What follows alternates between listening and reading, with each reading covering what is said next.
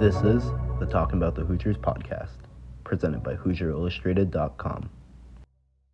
Hello, ladies and gentlemen. Welcome back to the Talking About the Hoosiers podcast, presented by HoosierIllustrated.com. I'm joined by Kyle Staley. I'm Drew Rosenberg.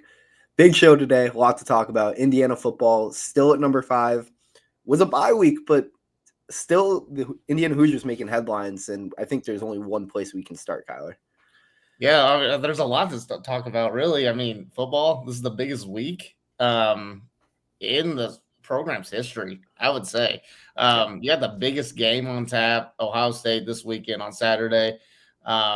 It's been a long 2 weeks. You mentioned the bye week. It's been a long 2 weeks waiting for this game. I'm so excited that it's here. And Indiana football, the most controversial team in college football. Who would have predicted that? Certainly not either you or I. Nobody would have predicted that.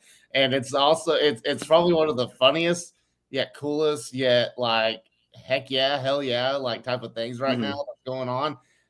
You gotta love it. You just absolutely have to love it. Yeah, we'll get into that, the controversy, some of the comments and what's going on surrounding the media narratives, but we have to start with Curt Cignetti and his massive new contract extension. He, signed to 2032, $8 million a year plus an extra $1 million each year he's retained. I know there's hasn't been released yet, but I'm sure there's a larger salary pool for assistants, probably promises for NIL and improvements of facilities. I know Stolson has already talked about improving Memorial Stadium. Indiana football's come a long way. Come a long way in just like less than a year, really. Think about where we were last year. I mean, this program was just barely hanging on, hanging on. Tom Allen had pretty much done everything he possibly could. I don't want to say wreck the program. That's definitely way too extreme to say, but just get to the point where the program needed a change. It absolutely needed a change. And you brought in Curt Cignetti, and that man has just absolutely taken over. And he has changed the program, changed the way he says it a lot of times, changed the way that people think. And that's what he's done. You've heard interviews with Scott Dawson, and he's talked about, him and Pam Whitten, when it came to this contract, wanted to be proactive. Even Curt Cignetti said, hey, they were proactive. I didn't really hardly have to really even think about it and everything. That they came to him about a few weeks ago and, talked with his agent and nailed this thing down because let's face it, I mean, Curt Cignetti was going to be a name that SEC schools, ACC schools, they were going to go after him and they were going to offer him. There was already kind of rumors that maybe a school like Arkansas had already kind of started sending feelers out and things like that. And, you got to give credit to Scott Dawson and Pam Whitten. I mean, they just came in, took care of business, got Cignetti signed. You absolutely had to do it. And there's a reason you have to do that. It's just because college football runs athletics. It absolutely does. And, Indiana, a lot of people want to say it's a football school now. Still a basketball school, in my opinion. It's always probably going to be viewed as a basketball school. They had to make a change with that just because you have a dominant college football program, an elite college football program. It's going to open up a whole lot more opportunity, when it comes to NIL and all that stuff. So it's great to see. It sounds like Curt Cignetti officially, like he didn't already have him in the first place, he officially has the keys to the city.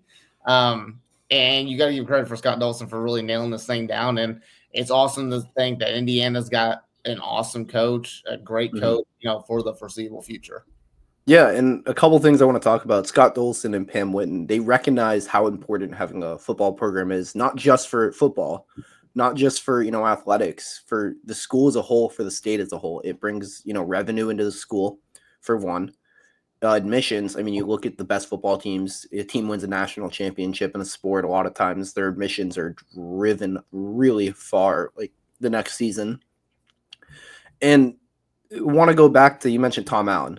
Tom Allen, 2019, 8-5, good year, lost a bowl game. 2020, 6-2, lost Penix, lost a bowl game. But 2021, come into the season, number 17 in the country, and they go 2-10, fall flat in their face.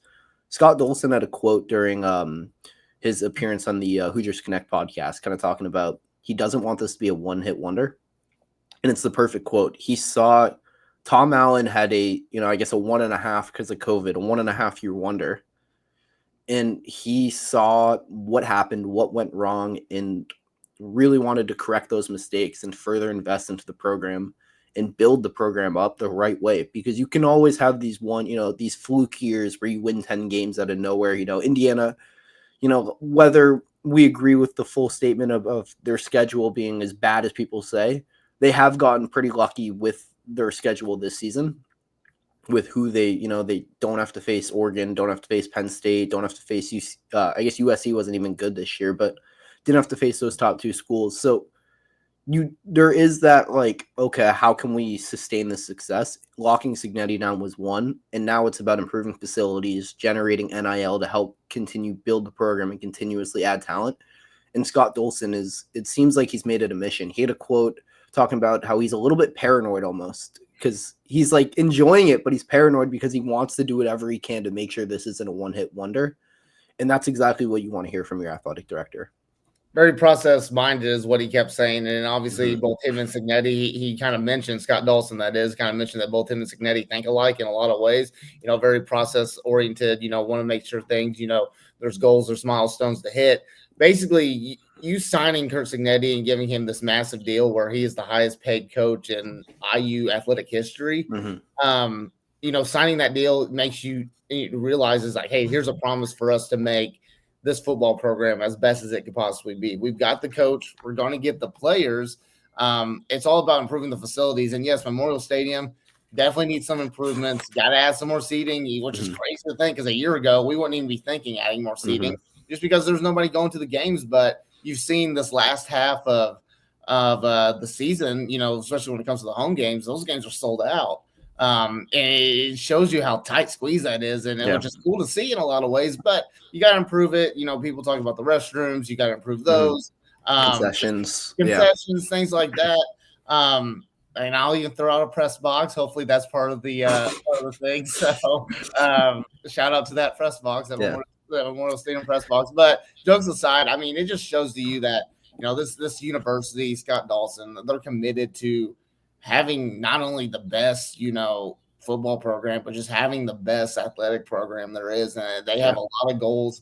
Hopefully Indiana basketball looks like they're going to be trending in a good direction for the foreseeable future. Hopefully getting these types of players, hopefully they continue to be that kind of shining star in a lot of ways. But this football program is going to be really fun to see what it can develop into. It's going to be exciting to see what Cignetti can take the Indiana football Hoosiers to new heights, and already taking them to new heights this year, heights that we never even thought would have even happened. And it's just going to be really awesome to see what they can do, 2, 3, 5 years down the road with this football program. Yeah, and we kind of hinted at the media narrative a little bit, and I want to talk about kind of jump into that, but I want to start with Cignetti's contract, because all season, Cignetti were Indiana, at 5-0, 6-0. It's, okay, that's great. Indiana's good this year, but just wait till Florida calls, just wait till Arkansas calls, wait till Penn State calls, wait till the SEC calls. So that was all the talk I heard all season long. Then he signs the extension. And then what do I hear immediately after? Not, great job, Indiana locked down their guy. It's, it's going to be another Tom Allen, signs an extension and flops. So it seems like everyone wants to give Indiana the Cinderella, and, they're excited about how good Indiana football is and this great story, great season. But really, they just want to keep moving the goalposts any chance they get to tear this program down. I'll tell you this, Drew, and we're going to get into it shortly about, the media narrative and things like that. But I'm going to tell you this right now. Indiana football is not a Cinderella team. They're not. They're a top team in a power conference. They got one of the best coaches, if not the best coach in the country right now. A lot of people often forget with the media that, they've been writing this narrative of Indiana being a Cinderella story and all that stuff. They often forget that Curt Cignetti's never lost never had a losing record when it comes to seasons. He's a winning coach, and people have kind of forgotten about that. So I don't know what these people, yes, it's Indiana football. I don't know what you were to expect with Indiana. A lot of, it was fun at first, all these SEC programs, the national media, all of them just like, oh, this is really cool. Indiana's good at football. This is awesome. Then you start getting into the college football rankings. They're taking spots. SEC teams don't like it. SEC programs, the national media don't like it. It's comical. It's very, very comical. But, I mean, right now, Indiana, you can call them a Cinderella story. In my opinion, they're not. They're a good program. They got a good coach, a good leader, and they're a really, really good football team. Yeah, and it's It's just really funny, just the way, you see the goalposts just continuously get moved. And I've talked about this before. The brand of Indiana football is the only thing that holds this program back at the moment. If you give Ohio State, Michigan, Alabama the same exact resume, 10-0, same margin of victory, same level difficulty of opponents, matchups, Georgia too. You give those teams our resume, Indiana's resume, they're number 1 or number 2 in the country. Probably number 2 just because of Oregon, but they're a consensus number 1, number 2, and there's no discussion about if they'll make the playoff. It's where in the playoff are they going to be seated? Are they? And the questions would be, are they going to win the Big Ten? Are they going to win? Are they going to have a bye? And all the conversations right now are, Indiana, they don't deserve to be in the playoff, even undefeated right now, over a Georgia, over a 2-loss Tennessee. Like, it's ridiculous. What is the point of playing the regular season games if you're just going to have these talks at the end and say, well, hypothetically, I think this team would beat them? Well, no. They've had 12. You have 12 games in the season to showcase you are the best team. You can only control a couple things, and that's how you play and how good you are. You can't control how good your opponents are. Indiana has answered the bell every single time. They have had one win that was, maybe not the most impressive against Michigan, but that's the defending national champs of really good defense. That was their worst performance of the year. They won by 5 points. Other than that, it's been blowouts all year long. Nebraska came in. It was all Indiana hasn't faced the defense like Nebraska's. That run defense is unbelievable. They had 5 rushing touchdowns, beat 56-7. And then the next week, Nebraska, everyone's like, they're not that good.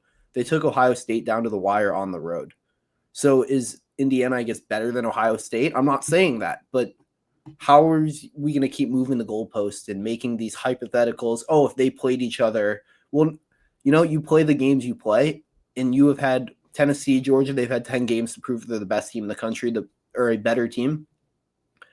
They're 8-2. Indiana's 10-0, and there's a reason they're 10-0, and they shouldn't be punished because of things they can't control in their own conference schedule. Apparently there's this new thing, and first of all, I agree with everything you just said, by the way.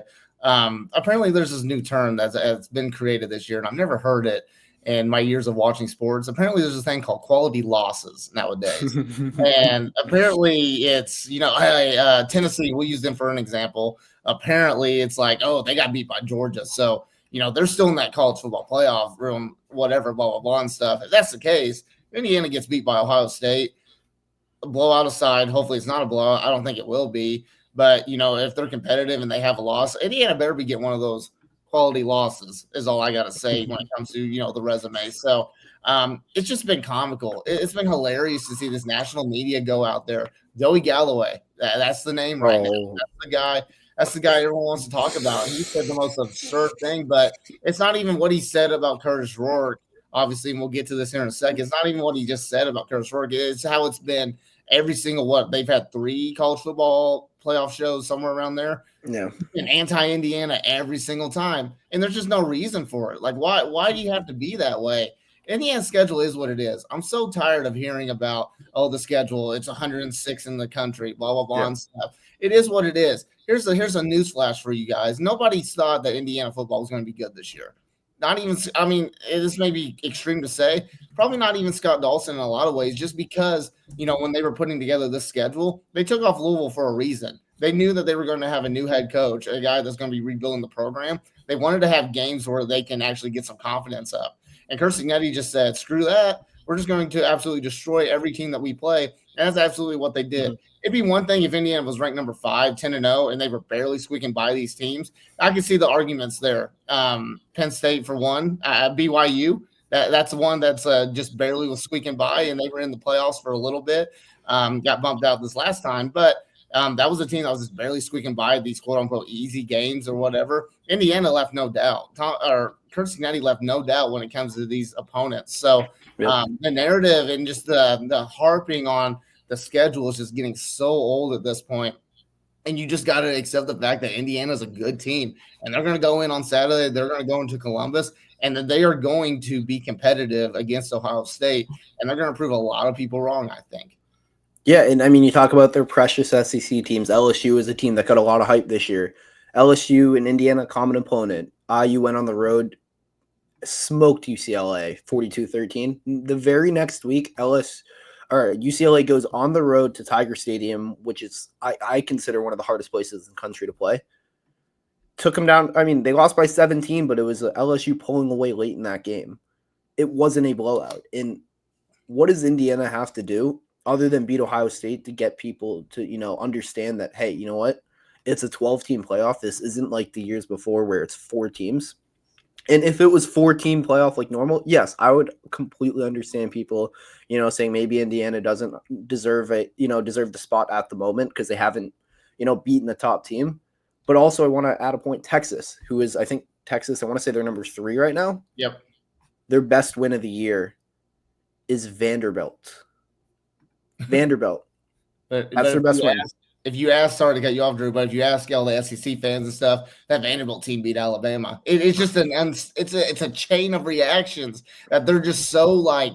I don't know. I mean, I'm gonna be honest with you. I never really had a problem with the SEC. I've always respected the fact that they are the best college football conference out there. I mean, there's no question about that.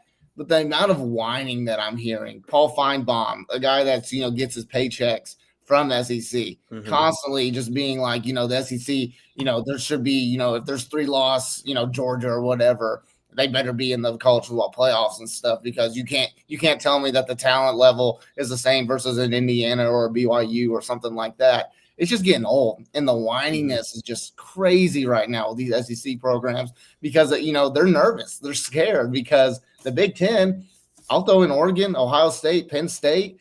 As controversial as it's been, they've been arguably the best conference this year. They're just beating up on each other, and they've got good, talented teams. So I love this idea that it's the SEC versus the world versus the rest of the conferences right now, because that's exactly what it is. And that's all thanks to the SEC, the national media, for creating this narrative and just, harping on the teams like Indiana who can't help their schedule. All they can do is just go out there and just dominate and leave no doubt. And that's what they've done. So, the only way that Indiana can really just kind of shut this thing up is that they go into Columbus and just beat Ohio State finally. Yep. Then people will shut up and realize, hey, Indiana's a really good team. And there's going to be a lot of people, there's going to be the majority of people that even if Indiana were to lose by 10 or less points or whatever, be like, I told you so. But at the same time, Indiana can go in and improve and be competitive and show that they belong against a top team like Ohio State. It's going to shut a lot of people up, and I cannot wait to see that. I'm going to say this is something I want to – I guess I think it could be good for Indiana, and especially this week. I mean, Cignetti talked about how, the expectations and, like, the hype surrounding a team, it can have a negative effect. You can play down. This team is 10-0, and, most 10-0 teams, especially those that come out of nowhere, are getting all the praise in the world. Everyone is talking, oh, my goodness, this is the greatest story ever. Indiana hasn't – I mean, they got that for about maybe a week and a half, 2 weeks. Ever since then, it has been the SEC versus Indiana almost. And I feel like at least for Curt Cignetti, that's, he could use that as motivation for his squad and to get them even more fired up about probably the biggest game in Indiana football history. He absolutely is. That's exactly what he's doing. So the people that are constantly saying, Indiana doesn't deserve to be here and everything, keep pouring gas on that fire. Keep doing it because it's just going to piss Curt Cignetti off more and more. And you've woken up a dragon in a lot of ways. He's going to come in. He's going to take this personal, and he's just going to take care of business. And that's exactly what he's going to do. You got guys like Joey Galloway saying that they should, obviously bench Curtis Rourke, which that's crazy to think. And apparently I've also heard that Joey Galloway's an Ohio State guy, so that makes a lot of sense why he would say that. But you don't think that Curtis Rourke is, taking that, heard that and just be like, well, I'm going to prove you wrong, and he's going to go ball out this weekend. So all you guys that are just, against Indiana, the national media, the SEC fans, all that stuff that are against Indiana, be careful what you wish for, because I promise you, this is not the Indiana Hoosiers that that has the most loss in college football history and all that stuff. It's a different era of Indiana football, and they're going to prove a lot of doubters wrong on Saturday versus Ohio State, I think. Yeah, I mean, let's just talk about the Joey Galloway stuff before we, really talk about the Ohio State game. Joey Galloway, the take is atrocious. You should bench Rourke to protect him from an injury so the Jordan Travis situation doesn't happen. I can't remember who, but Jordan Travis got hurt against a non-conference cupcake game for Florida State. It wasn't against, a Clemson or like an unbelievably good team. Thing is, injuries can happen anywhere. I mean, we saw Ohio State center hurt his Achilles, out for the year. You can get hurt in practice. You can get hurt, walking your dog. You can get hurt like driving to class. You can get injured in so many ways. Every single football game, you are taking a risk putting your body in the line. You know that. That's part of what you sign up for when you are playing football. And to say, oh, yeah, well, let's rest him because Ohio State's good. Curtis Rourke has just as good of a chance as getting hurt against Ohio State as he does against Western Illinois earlier the year. It's just, one of those things. It could or couldn't happen. So saying you should rest him in a game that is Indiana's biggest game in their program history, and if they win, they can control their fate to go to the Big Ten championship and even to have the number 1 overall seed in the college football playoff. So to say they should just, bench him just to protect him is one of the worst takes I think I've ever seen in sports. It absolutely is the worst take. It's the worst take that I can think of when it comes to Indiana basketball or football or anything like that. Yeah. Apparently, Joey Galloway's mindset is, you guys aren't going to win this game. You might as well bench your quarterback. Apparently, winning doesn't matter in a lot of ways. How stupid can you be? And my favorite part about it is when you watch that show and you watch all his colleagues, Reese Davis, Booger McFarland, when he said that. I forget the McElroy. Yeah, those guys, absolutely when he said that, they're like, oh my God, I can't believe he just said that. And Reese Davis like, man, you can't say that. How can you say that and stuff? It's a culture killer, blah, blah, blah and stuff. Just stupid. And honestly, I don't want to give him any more time of the day just because, it's so stupid. And I think he's going to come back because Curtis Rourke's going to throw for 300 yards this game. He's going to prove that Joey Galloway got it really wrong. And it is going to be really, really fun to see. Do you think Joey Galloway went into the production meeting before they, because it's live, obviously. Do you think he went in and told them, oh, this is what I'm going to say about Indiana? Because even probably not, maybe he did, but even still their reactions are just like, oh my goodness. But even if they knew it was coming, I still just can't believe that was ever an opinion that was formed, in the NFL, in professional sports, it's one thing, maybe you have your seating locked up. But in a poll-driven sport like college football, college basketball, benching a player in a very meaningful game makes no sense ever. It's like if the Colts were playing last year, Colts Texans for the division. It's like if the Colts said, you know what, maybe, or the Texans were like, you know what, maybe we should rest CJ Stroud. We don't want him to get hurt this game against the Colts. Let's rest our star quarterback. What are we doing here? Joey Galloway easily practiced that line in the mirror 3 hours before. And he had all of his lines scripted out for him, and he's going to definitely know what he was going to say. And that's just kind of the tool that he is. It was, yeah. Well, let's just get to, Joey Galloway's, his former school, Ohio State. They just, when you look at Ohio State, stacked. That's just, their offense is one of the most stacked groups in the country. Will Howard, their quarterback, very good. And the craziest thing is I'd say he's the worst piece on their offense. They have a good offensive line, but the receivers, you have Emeka Egbuka, who's going to be a first-round pick this year. Jeremiah Smith, who's a freshman. And if, barring injury, they say he could be the best Ohio State wide receiver, including a Marvin Harrison, Jackson Smith and Jake, Chris Olave, Garrett Wilson. The list goes on of great Ohio State receivers, and they're saying Jeremiah Smith could be the best one. And then you go to the running back room, Travion Henderson, who comes back after a really good year. And you know what? Oh, let's just add Quinshon Judkins, who ran for 1,000 yards his first 2 years at Ole Miss. They are stacked across the board, and it's going to be a challenging day for Brian Haynes and that Indiana defense. Yeah, well, confidence aside in this Indiana team, let's not, disregard the fact that this Ohio State team is, like you said, stacked. Yeah. They are very, very good. There's a reason why this game's circled in, and there's a reason why a lot of people want Indiana to go in and prove themselves against this team because Ohio State is really good. We talked about their offense, their wide receiver core is electric, big plays, left and right. And the quarterback, Howard, he's been very, very serviceable for them this year. He's been a good quarterback, one of the top quarterbacks in the Big Ten Conference.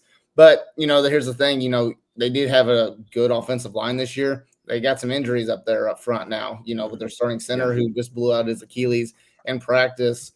which you hate to really, really see because you just hate to see injuries like that. Yeah. But he blew out his Achilles. He's out this game, and I think they have a few other injuries on that offensive line too. I think that they've just kind of mustered out throughout the year. So big for Indiana's defensive line, and that's one of the strengths of that defensive unit. James Carpenter, those guys, they are studs, and Miguel they're both. Kamara. Miguel Kamara, yeah, totally. Well, I hate myself for totally forgetting him, but yeah, he. I mean, those guys, they're going to take advantage of that. And they're going. It's all about winning in the trenches, and a lot of it. I mean, it's going to come down to those guys. So I expect a big game out of them. They got to take advantage of that, and I think Curt Cignetti and that defense are smart enough to realize, here's a weakness, up front. So Indiana's got to take advantage of that. But all in all, it's just. Ohio State's good on both sides of the ball. Very, very good. But so is Indiana. People got to remember that. So is Indiana. They got an explosive offense. They've got a really good defense, a defense that just doesn't quit, doesn't give up, doesn't get beat a whole lot of times. It's just going to be a really, really, really good game on both sides of the ball. And it comes down to this, what I think, and this may be kind of a prediction here, it comes down to the team that makes the less amount of mistakes. And that's a very, very cop-out answer in a lot of ways, but I think it's true. Whatever team makes the less amount of mistakes, doesn't let the moment get too big for them, I think that they come out the winner there, and I think it's going to be a very, very close, hard-fought battle until the final few minutes of the fourth quarter where we see, what team has the more will, what team wants it more, and we'll just see who wins this monstrous game. Yeah, and we talked about Ohio State, their offense, how stacked it is. Their defense equally is stacked. We haven't even mentioned Caleb Downs, the sophomore transfer from Alabama. He's probably the best safety in college football. You could argue he's the best player in college football. He's that good on that side of the football. I mean, their edge rushers, Jack Sawyer. I'm going to completely butcher this, but JT Tuimoloau. Sure. On either side. Yeah, who are both very good. Tyler Williams. Like, they are stacked on the defensive line. No Drew Evans, so it's going to be a test for that offensive line. How does Tyler Stevens step in? Because they struggled against Michigan in the second half against a similarly talented defensive line. So there's a lot of questions. And I mean, you said your key to who doesn't make mistakes. My key to this game is the line of scrimmage. Which team wins in the trenches? Who can run the football? Because both teams, they have very explosive passing attacks. Rourke, Will Howard, Elijah Surratt, Jeremiah Smith, Ibuka, Omar Cooper Jr., Miles Price, Miles Cross. Like, they're very talented at receiver, both teams. Both teams can throw the ball and push you downfield. But both teams want to rely on their running game. And, Justice Ellis and Tyson Lawton, maybe they aren't as talented as Quinshon Judkins and Travion Henderson by, based on the NFL looks and all that stuff. But they've been almost, if not equally, if not more productive on the season.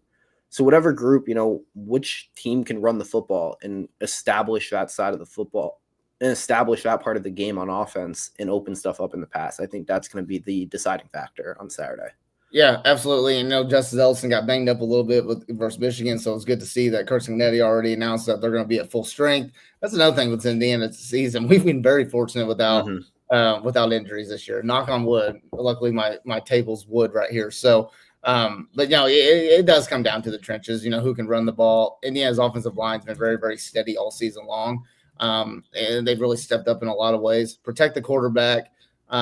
Get the running backs going, get Tyson Lawton, get Justice Ellison going, make a few big plays and just create a bunch of holes. It's going to be a battle, man. This game's going to be an absolute battle in a lot of ways. And it's just going to be really fun to see. I can't remember being this more excited about a game in a long, long time.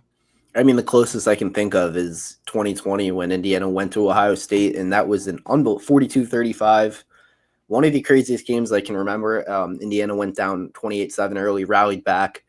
I don't want to say who, but there was a certain Indiana receiver, dropped a touchdown that probably would have tied the game, and the very next play was a pick six. So that to this day, still haunts me a little bit. That's my freshman year at Indiana, so just a little, hurt a little bit. So it's this. A lot of those guys are gone. I think Mike Kadick was on the team. I think he started in that game, actually. I think he did. Yeah, that was the first year he started. So, maybe a vengeance for some of them, not all of them, but let's just jump in right into our predictions. The line originally opened at Indiana was 9.5-point underdogs. It's all the way up to 13.5 now. Over under set at 51.5. Kyler, what is your score prediction? I got Indiana winning by 3. I think 30 to 27. Does that sounds good to me? No, I just it's the confidence thing, right? It's just what's been building for this team, and they have a chance to do something really, really special. Let's be honest with you. Ohio State gets beat by Indiana.